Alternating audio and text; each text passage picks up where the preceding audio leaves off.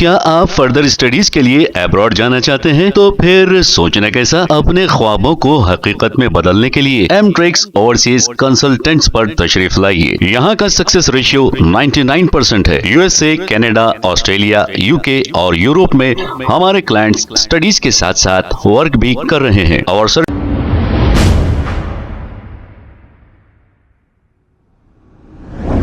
अस्सलाम वालेकुम नाजरीन, 7H न्यूज में आपका इस्तकबाल है। ख्वाजा बिलाल ने एक बयान जारी करते हुए ये कहा कि पूरे हिंदुस्तान में अगर वक्फ की जायदादें कहीं लूटी गई है तो वो तेलंगाना हैदराबाद है। आइए सुनते हैं इन्होंने क्या कहा। पहचानना बहुत जरूरी है। आज वक्फ की जायदादों के लुटेरे पूरे हिंदुस्तान को यह पैगाम देने में मसरूफ है कि वो वक्फ की जायदादों का तहफ्फुज करने वाले लोग हैं और हमारा शहर हैदराबाद खामोश बैठा हुआ है। अरे हैदराबाद के मेरे नौजवान भाइयों, मेरे बुजुर्गों, मेरे इज्जतदार, मेरे बड़े भाइयों से मैं गुजारिश करता हूं, क्या आप नहीं जानते वक्फ का लुटेरा कौन है? क्या आप नहीं जानते वक्फ की जायदादें कौन लूटा? अरे क्या कोई मोहन भागवत आके हमारे वक्फ की जमीनें बेचा? क्या कोई राजा सिंह आके हमारी वक्फ की जायदादें बेचा? मैं तायद नहीं कर रहा हूं, किसी की मां ने जनी। अगर यानी गैर मुस्लिमों के वक्फ की जायदाद करने देखा तो टांग पर टांग डाल के छीड़ देते, दोनों मुंह में दो हाथ डाल के मुंह चीर देते। वक्फ की जायदाद करने कोई नजर डाला? कमजोरी यह है कि हमारे लोग लूट लेते, कमजोरी यह है कि हमारी कयादत तबाह कर दी वक्फ की जायदादें। पूरे हिंदुस्तान के अंदर, मैं फिर दोबारा ये अल्फाज कहने में मजबूर हूं, पूरे हिंदुस्तान के अंदर सबसे ज्यादा अगर वक्फ की जायदादें कहीं लूटी और कहीं तबाह हुई, कोई महाराष्ट्र, उत्तर प्रदेश, बिहार, कर्नाटक में नहीं हुई मेरे भाई, हैदराबाद, तेलंगाना, मुत्तहिद आंध्रा में तबाह हुई। और इसके जिम्मेदार सिर्फ हम हैं, सिर्फ हम अपनी मस्जिदों का तहफ्फुज करने में, हम अपनी वक्फ की जायदादों का तहफ्फुज करने में नाकामयाब थे। इस वजह से हमारी वक्फ की जायदादें लूटी। यह वक्त हमको संभलने का है, समझने का है। आप जान के हैरत करेंगे, मक्का मदीना अलाउद्दीन वफ़ के तहत 900 मलगियाँ, जिसको हम पत्थरगट्टी, इस्लामिया बाज़ार के नाम से जानते हैं, वहाँ से वक्फ बोर्ड जो किराया हासिल करता है, वफ़ की जायदाद है, माहाना 500 रुपये, 600 रुपये, 800 रुपये, ऐसे कई मलगियाँ हैं। अच्छी मलगियाँ तो 1200 रुपये माहाना का किराया मुकर्रर किया गया और उस किराए के वो सालाना 12,000 रुपये किराया दिया जाता। लेकिन वहाँ से जो सोने के व्यापारियों को जो मलगी किराए पे दी गई है और जो कपड़े की दुकानों वालों को जो मलगी किराए पे दी गई है, उसका किराया अगर आप देखेंगे तो महाना 2-2 लाख, 2.5 लाख रुपए उसका किराया वो लोग लेते हैं, खाली एग्रीमेंट होल्ड करके। वक्फ बोर्ड जाता है और वक्फ बोर्ड भी जाके किराया इस अंदाज में मांगता है कि दे दो ना भाई प्लीज़, किराया दे दो ना भाई प्लीज़। बोलते उन्हें बोलता जाओ साहब माल खरीदने के, 4 दिन के बाद वो बोलता, अरे भाई वो वक्फ की जायदाद है, मुसलमानों की आमदनी के लिए वो जायदाद वक्फ की गई है। आज उस पर आमदनी मुसलमानों की पसमानदगी दूर करने के लिए वो वक्फ की जायदादें वहां पर किराए पे दी जाती है। वक्फ बोर्ड के अंदर हमारी क़यादत बैठी हुई है। अब मैं पूछूं तो फिर लोग बोलेंगे कि क्या बिलाल भाई हमेशा आते तनकीद करते, पूछते हैं। भाई वक्फ बोर्ड में 40 साल से मेंबर किसका है? वक्फ बोर्ड का जो चेयरमैन मिलता, पहले दारुसलाम में हाजिरी क्यों लगाता? चाहे वो कांग्रेस का रहो, BRS का रहो, या इस दौर का भी कांग्रेस का चेयरमैन क्यों ना हो, जाके वो दारुसलाम में पहले क्यों बैठता? क्योंकि वक्फ बोर्ड के जितने मेंबर्स हैं, मेंबर्स में majority of the members MIM के तहत, उनके MIM के जेर तहत वहां पर मेंबर्स बनाए गए हैं। तो कोई चेयरमैन अगर बने तो वह MIM के वोट से यानी मेंबर के वोट से वो वहां पर चेयरमैन बनता है। अब देखिए, कांग्रेस की गवर्नमेंट आई, रेवंत रेड्डी की आने के बाद एक वक्फ बोर्ड के चेयरमैन बनते सबसे पहले हाजिरी लगा दिए जाके Fatima Owaisi school of excellence में जो है जाके इफ्तार की दावत में हाजिरी लगा दिए। ये मेरे को लगाने से एतराज नहीं है, मेरे को एतराज इस बात से है कि वक्फ बोर्ड में जिस अंदाज में MIM वहां पर डोमिनेट करके रखी है, उस डोमिनेशन का जो इस्तेमाल होता है। आप बताइए, पत्थरगट्टी ये लोग 500 रुपये किराया देते हैं, वक्फ बोर्ड को 600 रुपये देते हैं, कुछ मलगियों का 800 है, कुछ मलगियों का 1200 है। ये लोग 1200 रुपये वक्फ बोर्ड को जो है किराया देते हैं, लेकिन जो कारोबार कर रहा है वहां पर उससे 2-2.5 लाख रुपये वहां पर जो है वो लोग किराया वसूलते हैं माहाना। अब बताइए, अब जब दारुसलाम में मीलादुन नबी का जलसा आया, उसके अंदर चंदा देने वाले कौन है भाई?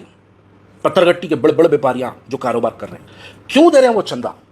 क्योंकि वो लोगों को मालूम है कि अगर हम इनको चंदा नहीं दिए तो ये लोग हमारे किराए के ऊपर उंगली कर देते हैं, लिहाजा चंदा दो। अब हाल ही में अकबरुद्दीन ओवैसी साहब की एक असेंबली में स्पीच सुने, रात के 12 बजे तक नीलोफर होटल खुली रहती, बल्कि अकबरुद्दीन ओवैसी साहब अपनी तकरीर में बोले 3 दिन के बाद उसको दारुसलाम बुला के मीलाद के नाम पर चंदा ले लिए। ये क्या है भाई? एक आवाज़ उठाओ, आवाज़ उठाते यानी आवाज़ अमली तौर पर नहीं उठाई जाती, आवाज़ एक खाली बस बोलो ताकि उन्हें डर के झुक के भाग के आ जाए। अब बाबूराव से बुला के मिलाद का चंदा लेने का क्या मतलब है? नीलोफर होटल वाले का पहले असेंबली में गालियां दिए, फिर बाबूराव को बुला के मिलाद नबी के नाम से उससे चंदा ले लिए। यानी हो गया ये कि शहर में तुम वक्फ की जायदादें लूट लो, चंदा ला के मेरे को दे डालो। अब बताइए, विंटेज फंक्शन हॉल, महबूब function hall, RS function hall, ये जितने शादी खाने हैं, ये शादी खानों के अंदर वफ़ की जायदादों पर शादी खाने बना लिए, कोड बोल रहा तोड़ दो, कंटेम्प्ट बोल रहा तोड़ दो, हर कोई बोल रहा तोड़ दो, वफ़ की जायदाद है। मिलादुन नबी में उनको बुला के चंदा ले लिए। अरे भाई, वफ़ की जायदाद पर जो शख्स कमा रहा, वो कमाने का हक उसका नहीं होता, वफ़ की जायदाद पे कमाने का हक वक्फ बोर्ड का होता। आखिरी में बस एक ही बात पूछना चाहता हूं, बताइए वक्फ बोर्ड से किसी को कोई आमदनी हुई आज तक? मैं वीडियो बनाना बंद कर देता हूं, मैं मुखालिफत बंद कर देता हूं। एक शख्स मेरे को हैदराबाद में बता दो कि उन्हें बोल दे उठ के, भाई वक्फ बोर्ड की जायदाद, वक्फ की जायदादों से मेरा यह फायदा हुआ। उन्हें एक शख्स भी अगर बोल दिया, मैं वक्फ बोर्ड और इनकी मुखालिफत में वीडियोस बनाना बंद कर देता हूं। अब जब वक्फ की जायदाद से किसी का कोई फायदा नहीं हुआ, हाँ फायदा किसका हुआ, गिन के 4 आदमी का नाम ले सकता हूं।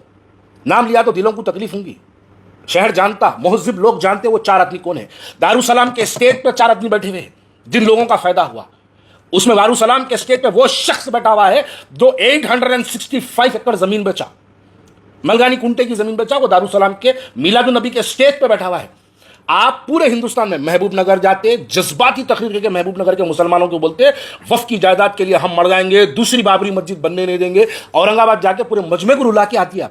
अच्छा करे, वफ़ की जायदादों के लिए लड़ते, बोले वफ़ की जायदादों पे जो पहले आपके लोग काबिज हैं, आप उनको बोलिए कि वफ़ की जायदादों पे से अपना कब्जा हटाओ, वफ़ को वो जायदाद वापस करो, महबूब फंक्शन हॉल को हटाओ, विंटेज फंक्शन हॉल को हटाओ, 865 एकड़ मलगानी कुंटे की जमीन को आप हटाओ, हटा के आप वक्फ बोर्ड को हैंड ओवर करो, हमारा वक्फ बोर्ड यूं ही अमीर हो जाता। अरे भाई, वफ़ की जायदाद मैं जान के, और जब मैं वक्फ के ताल्लुक से पढ़ रहा था, मुझे जान के और मुझे मालूम करके बड़ी हैरत हुई कि वक्फ बोर्ड के अंदर ये वफ़ का जो सिस्टम शुरू हुआ, ये वफ़ का सिस्टम शुरू हुआ हुजूर अकरम सल्लल्लाहु अलैहि वसल्लम के ज़माने में। मदीने के अंदर एक यहूदी था, वो यहूदी अपनी बौली का पानी बेचा करता था, मदीने वालों को पानी खरीद के पीना पड़ता था। हज़रत उस्मान गनी रज़ी अल्लाह ताला अन्हु उस मदीने की उस बाउली को उस यहूदी से खरीद के मदीने वालों के लिए वफ़ कर दिए। वफ़ करके जो है वो बोले नहीं, आज से मदीने वाले पानी खरीदेंगे नहीं, पानी इस कुएं से लेंगे। ये हुआ वफ़ का सिस्टम। हज़रत उमर बिन खत्ताब रज़ी अल्लाह ताला अन्हु एक ज़मीन खरीदे, ज़मीन खरीद के वहाँ पर 600 खजूर के दरख्त लगाए।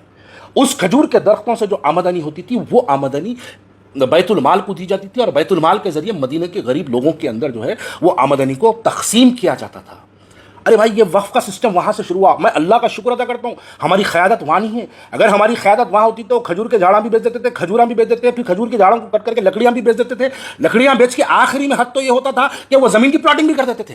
कोई किंग्स ग्रुप वाले बुलाते थे, उन्हें ला के पूरी ज़मीन बेच देता था। हज़रत उमर कॉलोनी बोल के लिख के लगा के प्लॉटिंग कर देते थे लोग। हाल ही में पूरे लोग देखे एक मनाजर, पहाड़ी शरीफ के दामन में आके फ्रूट मार्केट कुत्ता पेट से उठा देंगे, वफ़ के हम हासिल करें, बोले बड़ी जज्बाती तकरीर हुई।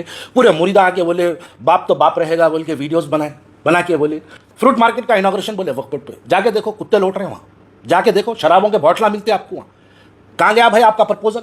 लेके आए KTR को फ्रूट मार्केट, कुत्ता पेट से बर्खास्त कर दूंगा, स्टॉल्स पूरे लाके यहाँ डालूंगा, ये करूंगा वो करूंगा। रात में बच्चे आके वहाँ पे शराबा पी रहे हैं। वफ़ की जायदाद है, तहफ़्फ़ुज़ करना आपका काम है। अगर आपसे नहीं होता तो आप आवाम को बोलो कि जाओ मियाँ तुम प्रोटेक्ट करो। बोलो आवाम कैसा प्रोटेक्ट करती देखो। अरे बात एहतजाज की बात कर रहे हैं आप CA NRC में एहतजाज करें, आप करें एहतजाज करने वालों को पुलिस के केसेस बुक कराए। मैं हूँ उसके अंदर, मैं हूं, इमरान प्रतापगढ़ी है उसके अंदर, सैयद सलीम है वो केस के अंदर। हम CA NRC पे एहतजाज करे थे, हमारे को खुली कुतुब शाह मैदान में हमारे पर केस बुक कराए। मुगलपुरे पे हमारी 16 बहनें वहां पर जो एहतजाज करी थी, हमारी 16 बहनों को केसेस बुक कराए थे। अकबर बाग में 14 हमारी बहनों, अकबर बाग में मलकपेट में अकबर बाग में 14 हमारी बहनों को, बुरखे वाली खवातीनों को पुराने शहर के एक हैदराबाद के जहां से MIM का MLA, MIM का MP, MIM का कॉर्पोरेटर, बुरखे वालों को पुलिस वाले पकड़ के लेके गए। आप एहतजाज की बात करते, औरंगाबाद जाके जज्बाती तकरीर करते, महबूब नगर जाके जज्बाती तकरीर करते, बिहार जाके जज्बाती तकरीर करते। मेरे इस सवाल का जवाब दो। वक्फ बोर्ड का 800 रुपए किराया है। वक्फ को एक जो आदमी जो अपनी जमीन वक्फ की होल्ड करता, उन्हें 800 रुपए वक्फ बोर्ड को महाना देता, और उन्हें वहां से महाना मारवाड़ियों को, सोने की दुकान वालों को, सोने चांदी की दुकानों वालों को, उन्हें वहां से महाना 2-2 लाख रुपए किराया लेकर, वो उसके बाप की मिलकियत है या वक्फ बोर्ड की मिलकियत है? वो पैसा किसको आना चाहिए? फाइनली चलो खाली मत करो खाली उन लोगों को। वक्फ की जायदाद है ना, 2 लाख रुपए जो उन्हें फलाने को दे रहा हो, फलाने की जगह वो 2 लाख रुपए वक्फ बोर्ड उसका किराया मुकर्रर करो। वक्फ बोर्ड की आमदनी यूं ही बढ़ जाती। एक मलगी भाई 900 मलगियां, अलाउद्दीन मक्का मदीना अलाउद्दीन वक्फ के तहत 900 मलगियां। आप बताइए कारवान में बड़ी मस्जिद का किराया कितना है? मैं बोला तो हैरत करेंगे लोग। बड़ी मस्जिद के एक मलगी का किराया 300, 500, 800 रुपए किराया। अच्छी मलगी रहे तो 1000 रुपए किराया। मस्जिद वाले उस किराए को कमेटी वाले उस किराए को वसूल रहे हैं और हमारा वक्फ बोर्ड खामोश बैठा हुआ है। वक्फ बोर्ड खामोश नहीं बैठा हुआ है, वक्फ बोर्ड को खामोश बिठा के रखते। अगर कोई वक्फ बोर्ड का सीईओ शेख इकबाल की तरह अगर कोई आके आप पे केस बुक कर दिया तो 24 घंटे में KTR KCR करने बैठ के उसका ट्रांसफर करा देते। आज भी वक्फ बोर्ड में 100% कंट्रोल आपका है। आज भी वक्फ बोर्ड की हर फैसले आपके लिए आपके बोले हुए अल्फाज पे लिए जाते हैं। मैं बुरा न को मानो, मैं भी कांग्रेस के अंदर हूं, मेरे भाई मेरी बात को बुरा न को मानो, लेकिन जिस जानिब हालात जा रहे हैं ना, मैं कांग्रेस के तमाम मुस्लिम लीडर्स को बोल रहा हूं, गांधी भवन में बैठना छोड़ दो। क्यों? आपको कांग्रेस पार्टी में अगर कोई हक कोई अहदा अगर चाहिए तो अब दारुसलाम में बैठना शुरू करो। वो वक्त आ गया दोबारा पलटा के, जो वक्त YS राजशेखर रेड्डी के दौर में चलता था कि किसी को कोई चेयरमैन बनना है, किसी को कोई मिनिस्टर बनना है, किसी को कोई MLC बनना है तो उन्हें जाके पहले दारुसलाम में हाजिरी लगाना, उसके बाद जाके वो शब्बीर अली के पास YS राजशेखर रेड्डी के पास गए तो उन्हें MLC चेयरमैन मिनिस्टर वगैरह बनता था। आहिस्ता आहिस्ता वो हालात जा रहे हैं। अब शब्बीर अली तो खत्म हो गए, लेकिन एक दूसरा शब्बीर अली पैदा हो रहा। वो दूसरा शब्बीर अली यही कोशिश कर रहा कि वो माजी में जो शब्बीर अली बना हुआ था उन्हें आने वाले वक्त में वो शब्बीर अली बना। मस्जिद उमर फारूक के शहादत के अंदर मस्जिद उमर फारूक का एयरपोर्ट पर बताइए मस्जिद उमर फारूक में कौन कौन थे? हमारी कांग्रेस का एक आदमी जो adviser to the chief minister बना हुआ है मस्जिद उमर फारूक की शहादत में है। उन्हें सिर्फ अकेला नहीं है, उसके घर पे मस्जिद उमर फारूक की कमेटी को लेकर जाने वाले हमारे हैदराबाद के MP असदुद्दीन ओवैसी कमेटी के मेंबरों को उस मिनिस्टर के घर में गालियां दिए सो है। कमेटी के लोग रोते रोते मर गए, कमेटी के लोग मस्जिद उमर फारूक की रोते रोते मर गए। आप बताइए कौन मस्जिद उमर फारूक की शहादत कराया? आप उसमें मुलव्वस नहीं है। क्या आप फर्दर स्टडीज के लिए अब्रॉड जाना चाहते हैं? तो फिर सोचना कैसा, अपने ख्वाबों को हकीकत में बदलने के लिए एमट्रिक्स ओवरसीज कंसल्टेंट्स पर तशरीफ लाइए। यहाँ का सक्सेस रेशियो 99% है। USA, कनाडा, ऑस्ट्रेलिया, UK और यूरोप में हमारे क्लाइंट्स स्टडीज के साथ साथ वर्क भी कर रहे हैं। और services free profile evaluation, spot listing of universities based in eligibility, application processing, visa mock and guidance, free counselling and admissions and accommodation assistance. हमारा पता मातृश्री अपार्टमेंट अपोजिट जोडियो, बशीरबाग रोड, हैदराबाद। मोबाइल 9581 987 528। खबर है शहर की, खबर है गाँव की, खबर है सारी दुनिया की। 7H न्यूज पसंद आए तो लाइक कीजिए, शेयर कीजिए और सब्सक्राइब करना ना भूलें। 7H news.